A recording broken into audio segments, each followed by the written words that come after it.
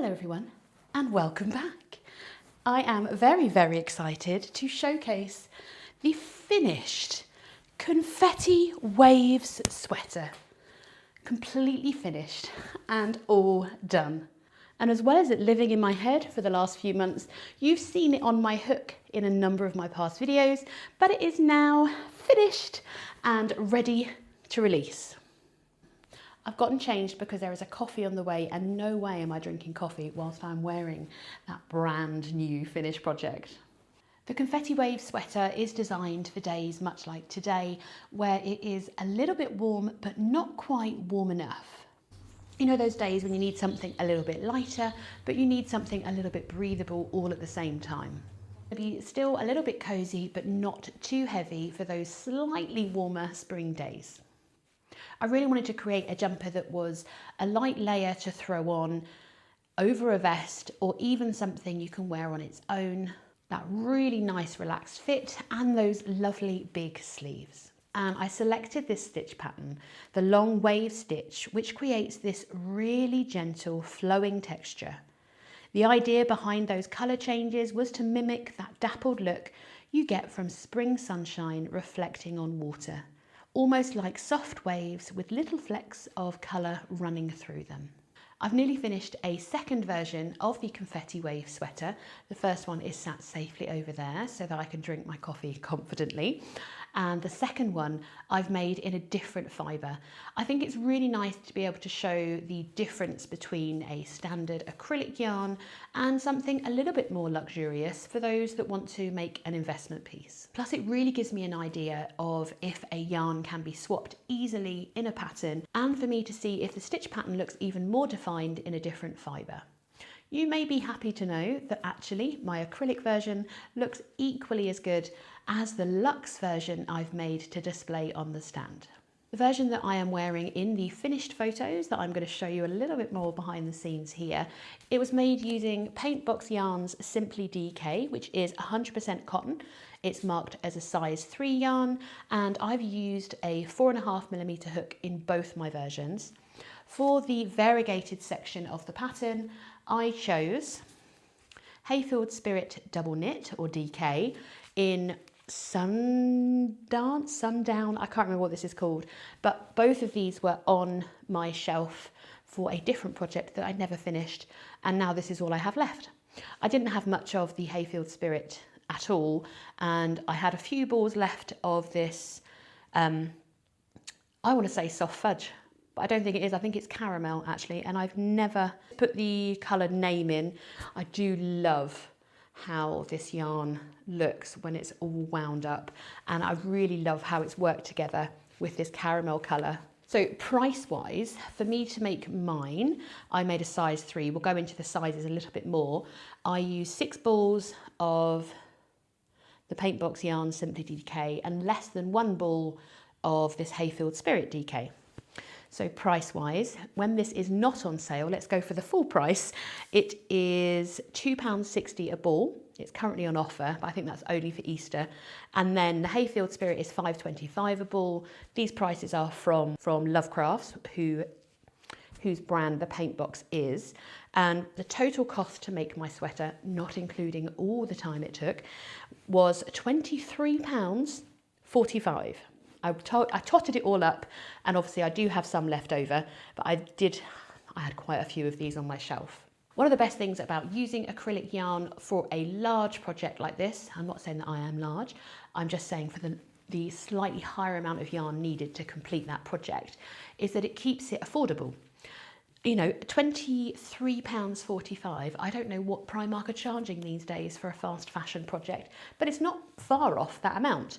So not only does it make the project more accessible, it gives you the structure you need, gives you the stitch definition you need, but it keeps it affordable.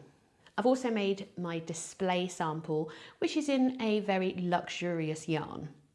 It's from Yarn Unique, and the green is from her Luxe range, which is a blend of 50% silk and 50% superwash merino.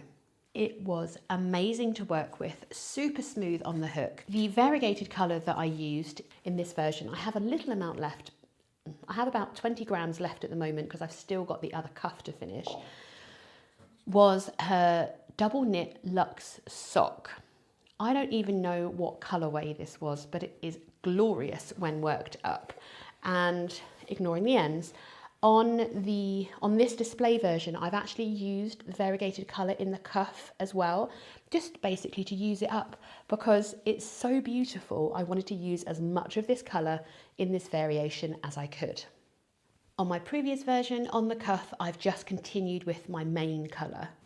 But because it is a longer length sweater and it does use quite a fair amount of yarn, on top of what I purchased originally, I had to order an emergency skein just to finish the sleeves, which is why the other sleeve is not quite finished yet. She was so prompt in sending it out, and I'm so, so grateful to Caroline for getting it to me in such a quick time scale. I really like how showcasing this project both in an acrylic and in a luxe yarn allows you to make more of an informed choice as to which fibres to select to make it in, either in something lovely and standard like an acrylic or going all the way up to a silk merino blend. You can see that the stitch pattern showcases itself beautifully, whatever yarn colour you're going to select it in. This project ends up being a really great stash buster if you have a block of colour in your stash and you don't know what to do with it, or you have a random ball of variegated yarn and you'd like to make something to highlight it. You can go ahead and mix it with that main colour to highlight the beautiful colourways in any variegated yarn. Now price-wise, this was a size 1, so I made the smaller sized in the pattern. As you can see, this does not fit my body. There's the unfinished sleeve. So for the size 1, I used 5 skeins of the Silly Sock DK in Yarn Unique Luxe. They are priced at £22.50.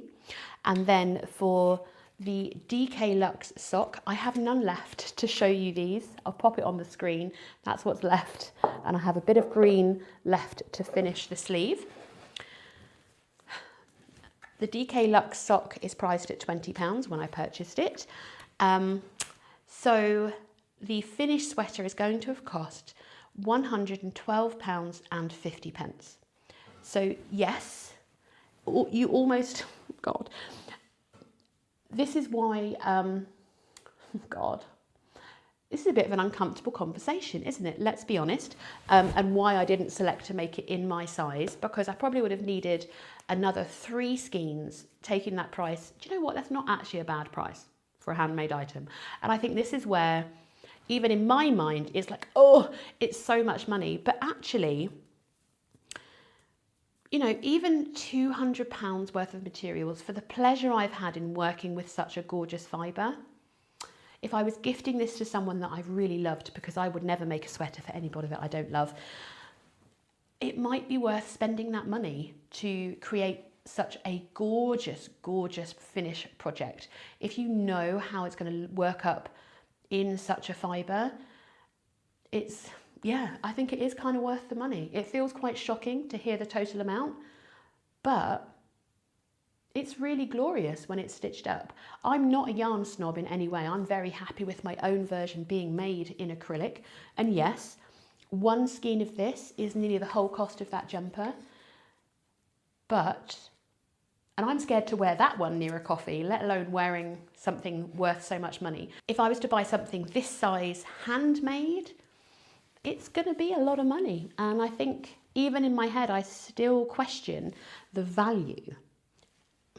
Isn't that crazy? Anyway, that is a whole different conversation. If you want to, shall we explore that again in another video? Let's not do that now. I am actually very pleased with how this has turned out. If I was gifting this to someone, I would be absolutely enamoured. And it's a very generous gift to be able to give someone a handmade jumper. But actually, for the value, 100, what did I say? Oh no, plus 20 quid. So £132.50, because I can't do maths, in total for this sweater. Do you know what? If you were gifting that, that's not a bad amount of money to spend on someone that you love. I do love how these cuffs have turned out, and I kind of wish I'd done it in the other version now. Anywho, let's move on because I've clearly freaked myself out with the value of my own work. Okay. It really is an approachable make. It's made very simply. The sweater is worked up in 2 panels that are then sewn together, and the sleeves are added directly onto the armholes. They are worked in joined turned rows, which helps keep everything nice and consistent. It stops the seam moving, and then it is finished with this lovely cuff. As you can see, it decreases both before the cuff and right on the edge of the cuff to really close up that wider sleeve. One of my favourite details does have to be the neckline of this design. It's nice and open without feeling too wide, and the sleeves being the same length all the way down, it really gives it that easy to wear feel.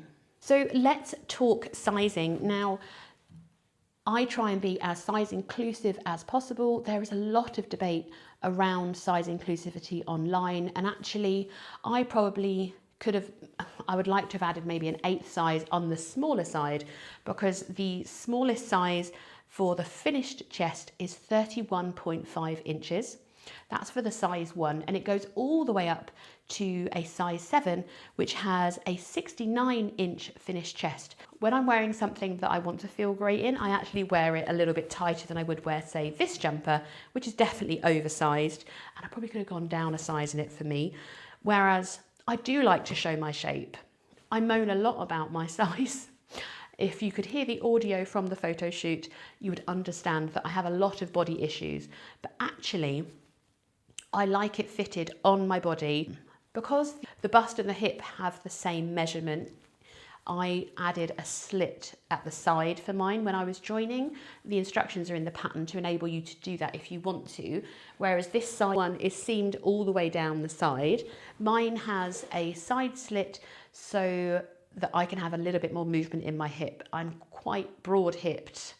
I've an hourglass figure. So for me, I prefer it to be looser on the hip than I do on the bust. I might as well show these things off if I've got them, but I do like a little bit more room in the hip, and the pattern explains how to factor in your side seam when you're doing those panels. This pattern is really great for confident beginners and those with all the skills in the world. Because you're using the same stitch pattern throughout, you get into a really nice rhythm, and it ends up becoming a little bit of a mindless project to a certain extent. I still have to count, but it does become a little bit more relaxing when you're certain that your stitches are on top of the right stitches. Because the stitch pattern is a wave as such, you're working taller stitches on top of the shorter stitches. You don't get bored with it because you are constantly changing stitch height. The long wave stitch itself is worked over a 4-row repeat. You've got that lovely continuous wave of changing stitch heights, and then you have a break with a round of single crochets, which creates that lovely texture you see on the front of the pattern here. It really does help to keep things interesting throughout this whole pattern.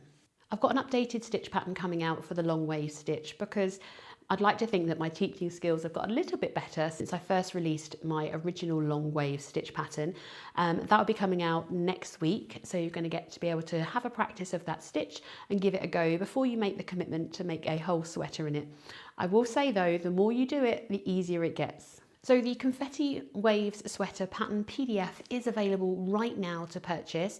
I'll try and link it in the video, but I'll also pop a link in the description box for you as well.